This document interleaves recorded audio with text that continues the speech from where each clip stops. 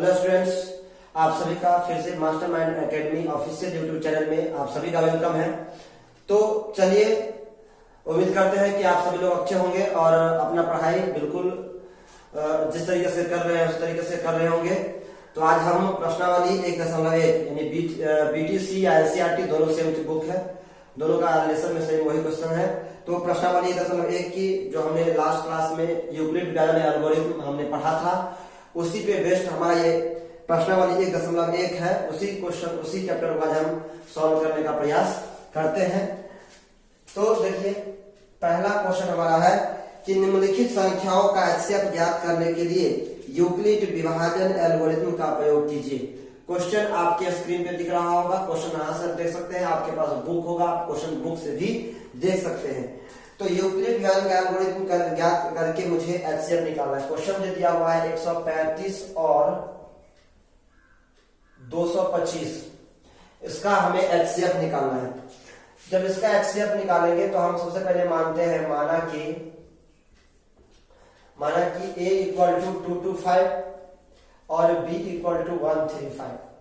ठीक है, जो इंग्लिश मीडियम का स्टूडेंट है उसका लिखेगा लेट A इक्वल टू 225 और B इक्वल टू 135। ठीक है, ऐसे आप लिख सकते हैं। अब नाउ इसमें क्या होगा, अब हम देख रहे हैं कि यहाँ पर A जो है वह बड़ा है B से, यानी A ग्रेटर देन B है। A ग्रेटर देन B है, जिसे हम यूक्लिड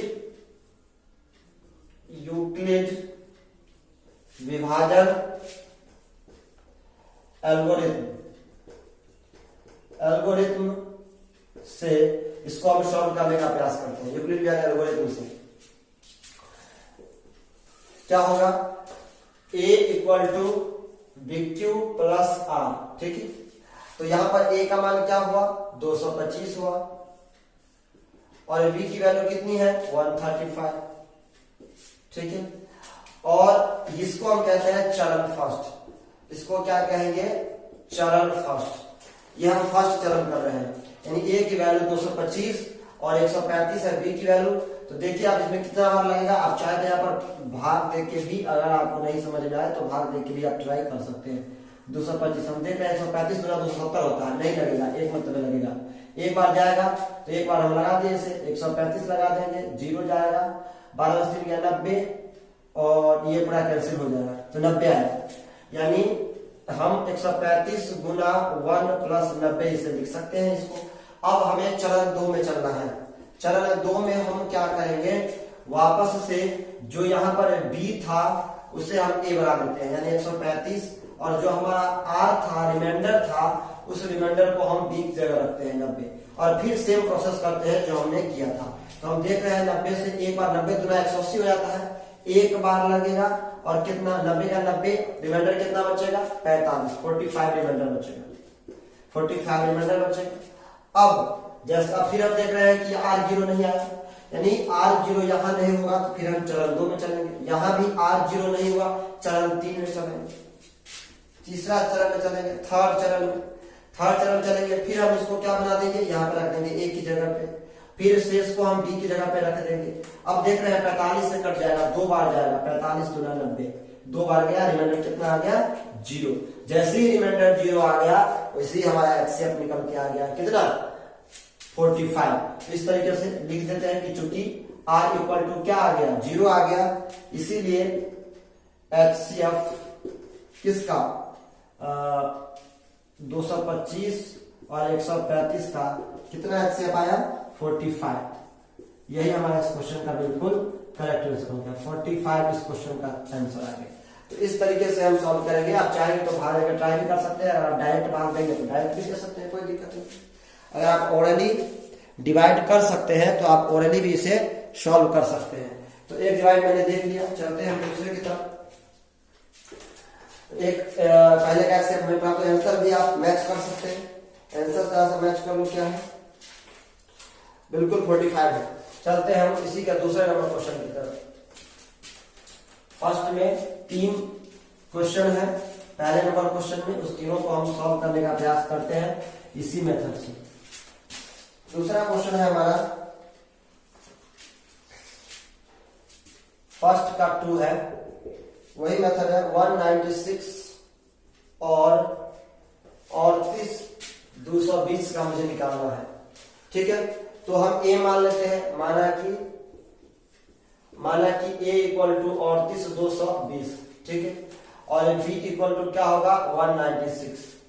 जैसे करते हैं सब में वही प्रोसेस करना है मुझे, और क्योंकि एग्जाम सब्जेक्टिव होता है तो ये सब मुझे लिखना पड़ेगा, 3 मार्क्स का क्वेश्चन आता है। अब हम लिखेंगे फिर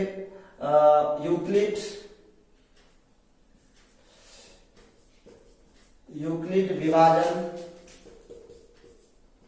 एल्गोरिथम से, यूक्लिड विभाजन एल्गोरिथम से। ठीक है, अब हमने a माना 38 220 को, तो यहाँ पर 38 220 लिखेंगे और हम इसको a की जगह लिख दिए। ये एक बार इसको फॉर्मूला लिख देते हैं, a equal to B Q plus R. इस फॉर्म में बदलेंगे, a का मान कितना है 38 220 इक्वल टू b का मान कितना है 196। अब हमें यहाँ पर भाग लगाना है 196 से, तो 196 से हम भाग लगाएंगे 38 220 में।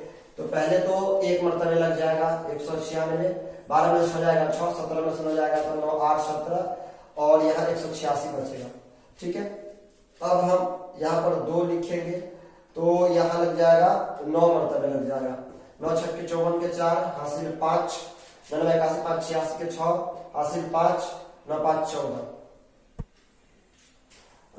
सॉरी 9 छक्के 54 हासिल 5, 99 81 5 86 के 6 हासिल 8, 9 8 17 होगा।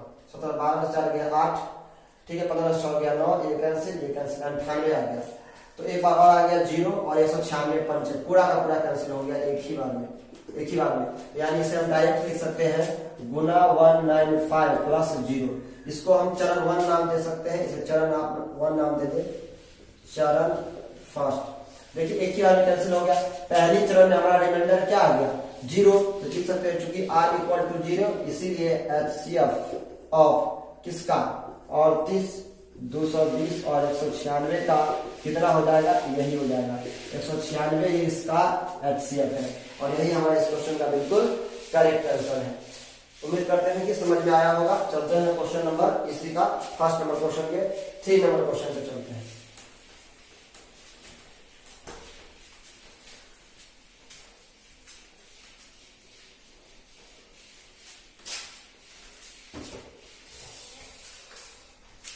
थोड़ा सा ये रख लेता हूं उसमें।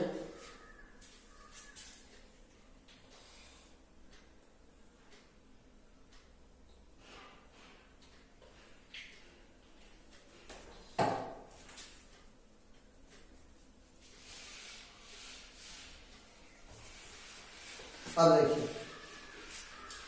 3 की तरफ चलते हैं।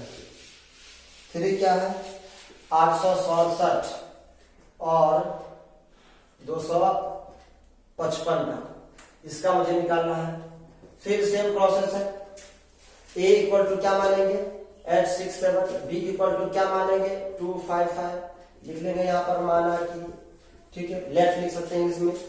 अब फिर लिखेंगे वही यूक्लिड विभाजन एल्गोरिथम से, यूक्लिड विभाजन एल्गोरिथम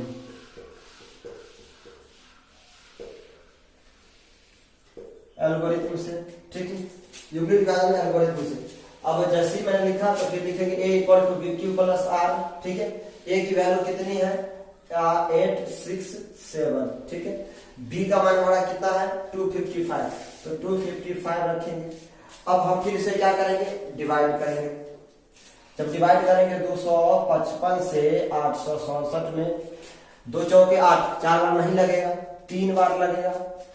5 किया 15, 5 किया 15 1 16 और 3 6 1 7, 7 में से 5 जाएगा 2, 6 में से 6 जाएगा 2, 0 8 में से 102।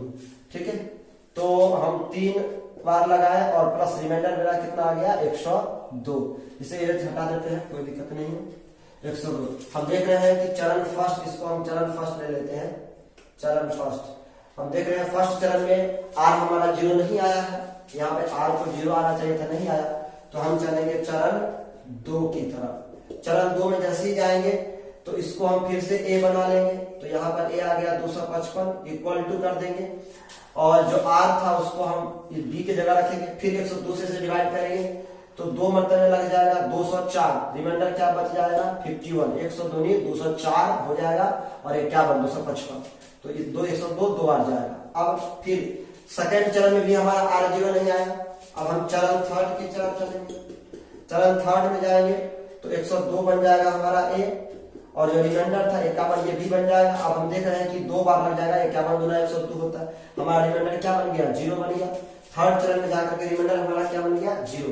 तो इस तरीके से चूंकि अब आ गया, चूंकि r इक्वल टू 0 इसीलिए HCF अब किसका 867 और 255 का कितना हो जाएगा 51 इस क्वेश्चन का आंसर होगा। क्लियर है, उम्मीद करते हैं कि समझ में आ रहा होगा आपको। ठीक है, चलते हैं क्वेश्चन नंबर 2 की तरफ। क्वेश्चन नंबर 2 को समझने का प्रयास कीजिए।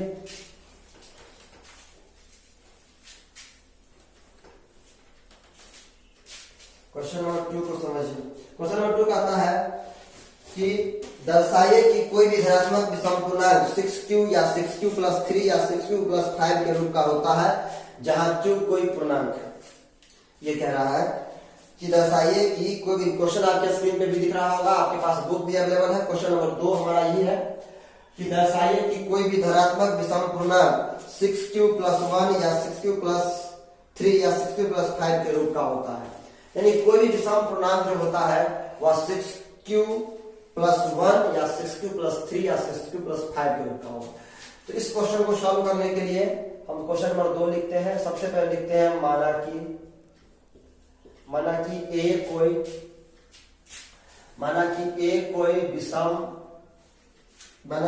कोई विषम धनात्मक भी लिख देते हैं। माना कि a कोई धनात्मक विषम पूर्णांक, माना कि a कोई धनात्मक विषम पूर्णांक है, हमने लिख दिया। ठीक है, तथा यहां पर लिख देते हैं, यह नीचे से लिखते हैं, तथा b इक्वल टू हम ले लेते हैं, क्या ले लेंगे 6। b इक्वल टू 6 क्यों लिए, क्योंकि यहां पर आप देख रहे हैं कि यह किस फॉर्म में दिया हुआ है 6q plus 1, 6q plus 3, 6q plus 5। यही पहले से हमने b की वैल्यू क्या पुट करके रखी है 6 का, तो इसलिए हम इसका मान क्या लिया है 6। क्वेश्चन में जो जिस फॉर्म में दिया रहेगा, जैसे यहाँ पर 6q प्लस 1 था, 6q प्लस 3 था, तो b का मान हमने 6 लिया। जो कुछ रहता 6 की जगह 3 आता तो b का मान 3 होता, 5 आता तो 5 आता, कुछ भी। तो यहाँ पर पहले से ही फिक्स कर दिया है, इसलिए अब हम वापस चलेंगे, अब हम चलेंगे यूक्लिड विभाजन प्रमेय का। ठीक है, अब हम उसके अनुसार इस क्वेश्चन को सॉल्व करेंगे। यूक्लिड विभाजन प्रमेयिका से, यूक्लिड विभाजन प्रमेयिका से हम जानते हैं a इक्वल टू क्या होता है bq plus r, a equal to bq plus r। ठीक है, और तो यहां पर हमें क्या दिया हुआ है, a इक्वल टू यहां पर दिया हुआ है, b की वैल्यू दे रखी है 6q। ठीक है, b की वैल्यू में क्या दे रखी है, हमने b की वैल्यू ले लिया है 6q प्लस r मान लेते हैं, 6q प्लस r। यहां पर q, जहां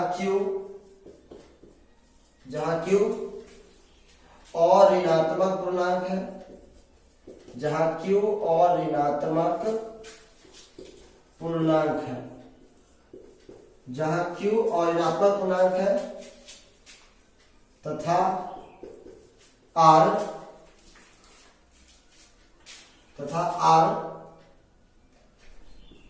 एक पूर्ण संख्या है, तथा r एक पूर्ण संख्या है, और r की जो वैल्यू होगी वह 0 से बड़ा या बराबर होगी r, और लेस देन क्या होगी 6, क्योंकि r की जो मान है वह 6 से ज्यादा नहीं हो सकता, 6 से बड़ा नहीं हो सकता, क्योंकि हम जानते हैं कि ये भाग देने वाली संख्या है और r शेष है, तो शेष कभी भी भाग देने वाली संख्या से बड़ी या बराबर नहीं हो सकती है, पहले ही पता है आपको। कि जो शेष होता है वह शेष जो रिमाइंडर आर है वह कभी भी भाग देने वाली संख्या जो ये है ये इससे कभी भी न बराबर हो सकता है न बड़ा हो सकता है, क्योंकि अगर बड़ा या बराबर रहेगा तो भाग ही लग जाएगा। तो आर का जो मान है वह 0 से लेके कहां तक पॉसिबल है, 6 तक ही पॉसिबल होगा। ठीक है, तो ये आर इसमें बिलोंग्स करता है। अब देखिए यहां पर लिख देंगे आर कहां से कहां है, यहां पर जहां क्यू अजात्मक पूर्णांक है तथा आर एक पूर्ण संख्या इस प्रकार यहां पर लिख देंगे एक इस प्रकार है कि यहां पर छूट गया, यहां पर लिख देंगे संख्या, यहां से लिख देंगे इस प्रकार है कि ऐसा लिख देंगे जहां क्यू एक अऋणात्मक पूर्णांक है तथा आर एक पूर्ण संख्या है, इस प्रकार है कि आर कहां से कहां बिलोंग्स करता है वो आपको यहां पर दिखाई दे रहा होगा बॉक्स में।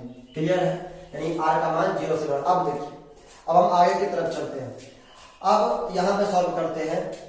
आर का हम विभिन्न मान लेते हैं। ठीक है, आर का हम अलग अलग मान लेके देखते हैं। जब आर का मान 1 होगा, या इसको हम इरेज कर सकते हैं या कोई नहीं, रहने दीजिए, हम यहाँ सॉल्व कर देगा। यहाँ पे दिखाई दे रहा है आपको। ठीक है, ठीक है, हम यहाँ पर आर की वैल्यू पहले 0 लेते हैं। जब r इक्वल टू 0 होगा तो जैसे ही r की वैल्यू 0 होगा तो ये कैसा हो जाएगा, आप देख सकते हैं कि r का वैल्यू हम 0 डालेंगे तो a इक्वल टू क्या हो जाएगा, 6q हो जाएगा। जैसे ही हम r की वैल्यू 0 डालेंगे तो a इक्वल टू 6q हो जाएगा। ठीक है, जब r इक्वल टू 1 डालेंगे तो इस फॉर्म में, फॉर्म तो आपका ये है, यहां पे डालना है वैल्यू। जैसे ही हम r की वैल्यू 1 डालेंगे तो a equal to 6q plus 1 हो जाएगा। ठीक है, जब r इक्वल टू 2 डालेंगे तो a equal to 6q plus 2 हो जाएगा। जैसे ही जब हम r की वैल्यू क्या डालेंगे, 3 डालेंगे तो a की वैल्यू क्या हो जाएगी, 6q प्लस 3 हो जाएगी। ठीक है, इस तरीके से जब r की वैल्यू 4 डालेंगे तो a की वैल्यू क्या हो जाएगी, 6q प्लस 4। ठीक है, समझ में आ रहा होगा आपको।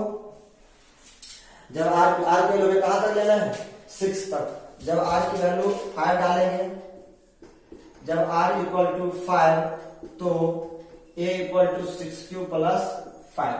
अब हमें इससे आगे ले जाना है, क्योंकि 5 तक 6 तो ले नहीं सकते, 6 से छोटा ही ले सकते हैं। तो जब 6 से छोटा ही ले सकते हैं तो r की वैल्यू यहां तक 5 तक हम लेंगे। ठीक है, अब देखिए एक क्या आया, 6q आया, 6q प्लस 1 आया, 6q प्लस 2 आया, 6q plus 3, 6q plus 4, 6q plus 5। अब आप जरा यहां से समझिए, यहां से हम समझते हैं कुछ, हम इन चीजों को इरेज कर देते हैं। इसको आप समझ चुके होंगे, तो इसको हम इरेज कर देते हैं।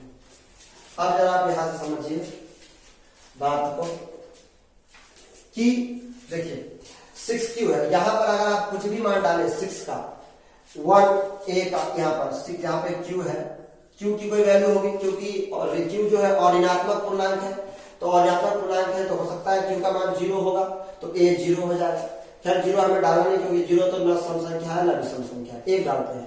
अगर q की वैल्यू 1 डालेंगे तो ये 6 हो जाएगा।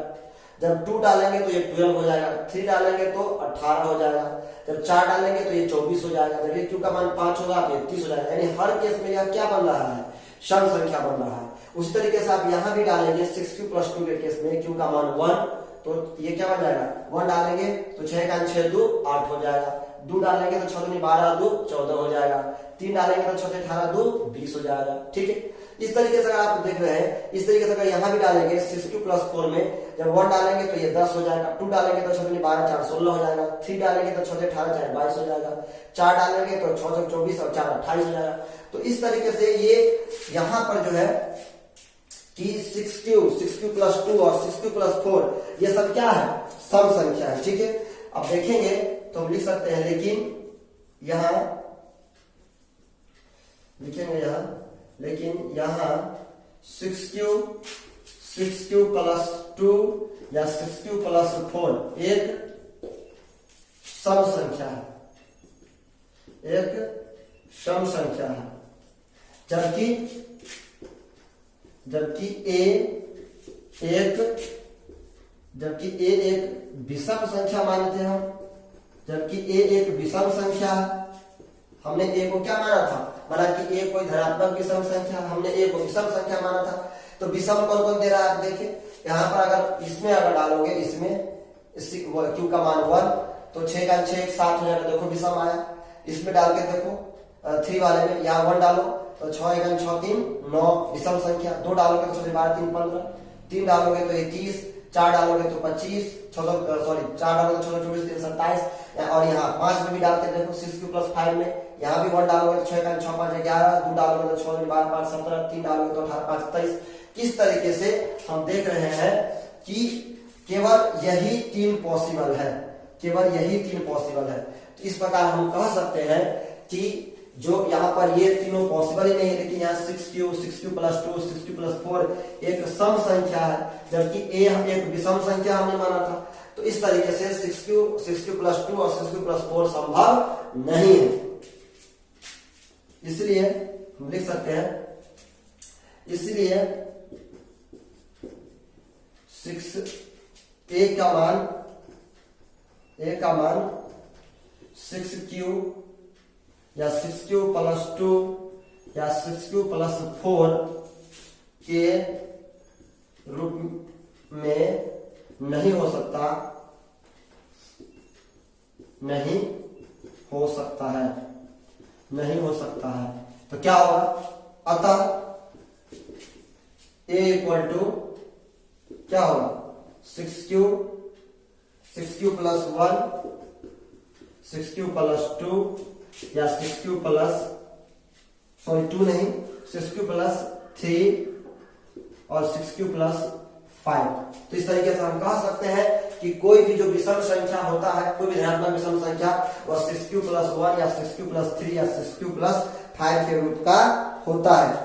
यहां हमने देखा था जहां q एक क्या है, जहां q एक धनात्मक, q भी पूर्णांक है, यानी ऋणात्मक नहीं है, q क्या होना चाहिए, धनात्मक। तो इस तरीके से हमका होता है a equal to 6q+1, 6q+3 या 6q+5 ही संभव है।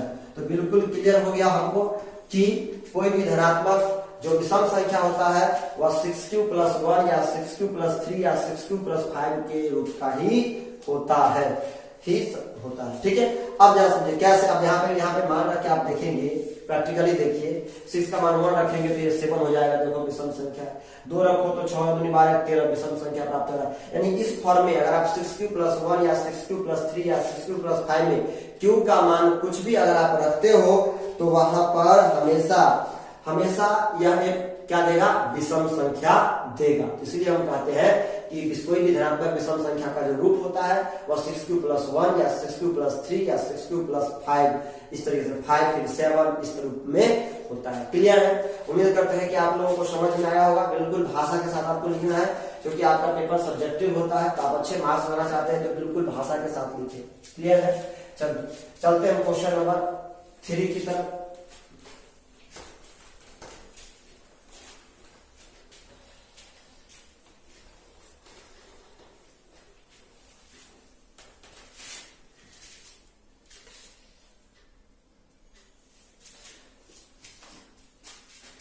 क्वेश्चन नंबर 3 हमारा कहता है कि अगर मैं क्वेश्चन नंबर 3 की बात करूं तो देखिए, सेना की किसी परेड में 1610 वाली सेना की एक टुकड़ी 3210 वाली सेना की एक दूसरी टुकड़ी के पीछे मार्च करना चाहता है, चलना चाहता है।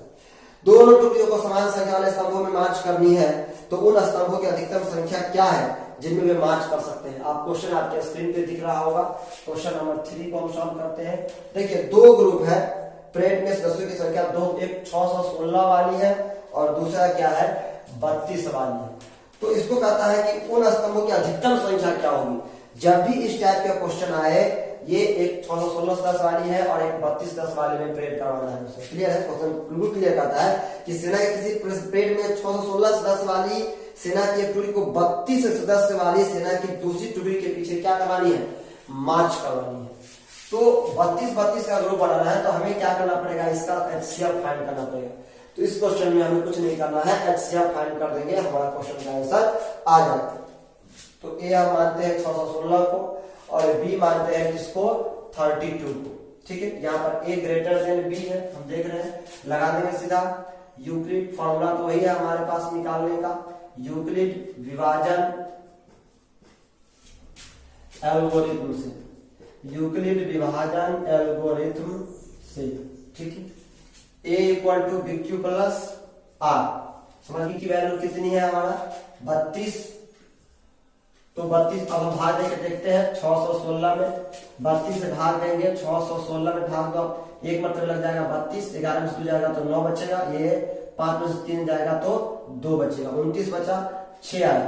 ठीक है, अब 32 से लगेगा 9 तिया 27, 32 9 अलग से जाएगा, 9 दूनी 18 के 8, हासिल 1, 9 27 1 28। ठीक है, 16 में से 8 जाएगा, क्या बचेगा 8, 16 में से 8 गया तो 8। ठीक है, 8 में से 8 जाएगा तो कैंसिल, पूरा कैंसिल, 8 आ गया हमारा रिमाइंडर। तो 32 गुना 19 प्लस क्या आया 8 आया। ठीक है, फिर वापस अब हम देख रहे हैं कि प्रथम चरण में हमारा आज जो है 0 नहीं आया है, तो अब हम चरण 2 की तरफ चलेंगे।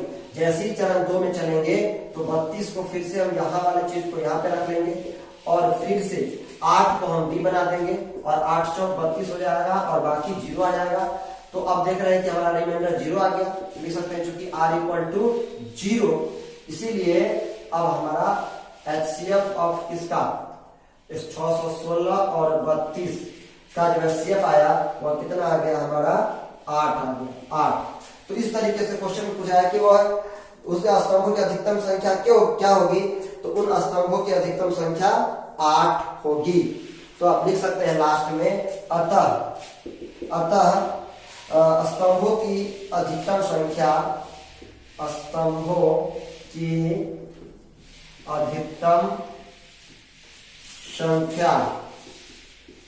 की अधिकतम संख्या इक्वल टू 8।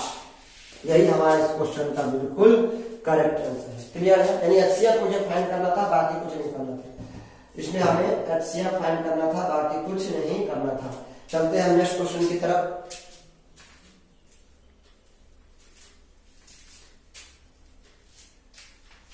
क्वेश्चन नंबर 4 और 5, हमारे पास 2 क्वेश्चन बाकी है। इन दोनों क्वेश्चन को हम नेक्स्ट वीडियो में देखते हैं, क्योंकि वीडियो बहुत लंबी हो रही है। तो आधे घंटे की वीडियो बन चुकी है, तो अगला क्वेश्चन 4 और 5 हम नेक्स्ट वीडियो में देखते हैं। तब तक के लिए बाय, टेक केयर।